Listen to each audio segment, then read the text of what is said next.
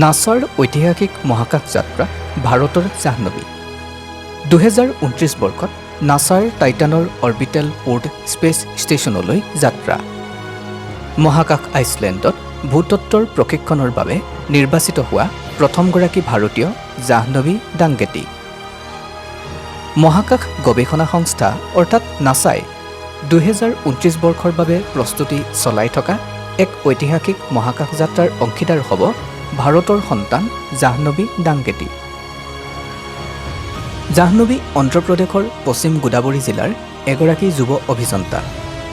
জাহ্নবী নাছাৰ আন্তঃৰাষ্ট্ৰীয় বায়ু আৰু মহাকাশ কাৰ্যসূচী সম্পূৰ্ণ কৰা প্ৰথমগৰাকী ভাৰতীয় হিচাপে পৰিগণিত হৈছে আৰু 2029 চনত মহাকাশলৈ যাত্ৰা কৰিবলৈ সাজু হৈছে লাভলি প্ৰফেচনেল ইউনিভাৰ্চিটিৰ পৰা ইলেক্ট্ৰনিক্স আৰু কমিউনিকেশ্যনছ ইঞ্জিনিয়াৰিঙৰ স্নাতক জাহ্নবীয়ে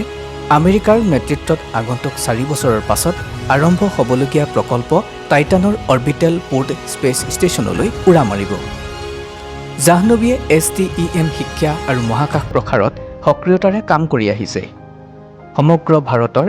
NITকে ধৰি ইছৰোৰ কাৰ্যসূচী আৰু শীৰ্ষ প্ৰতিষ্ঠানসমূহত বক্তৃতা আগবঢ়াই সকলোকে উৎসাহিতও কৰিছে আন্তঃৰাষ্ট্ৰীয় জ্যোতিৰ্বিজ্ঞান অনুসন্ধান সহযোগিতাৰ জৰিয়তেও তেওঁ অস্থায়ী গ্ৰহাণু আৱিষ্কাৰ কৰিছিল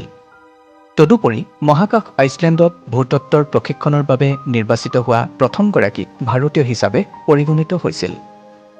এনালগ মিছন আৰু মহাকাশ গৱেষণাত অংশগ্ৰহণৰ বাবে জাহ্নবীয়ে NASA Space Apps People's Choice Award আৰু ইছৰোৰ য়ং এচিভাৰ এৱাৰ্ডৰ দৰে বঁটাও লাভ কৰিবলৈ সক্ষম হৈছে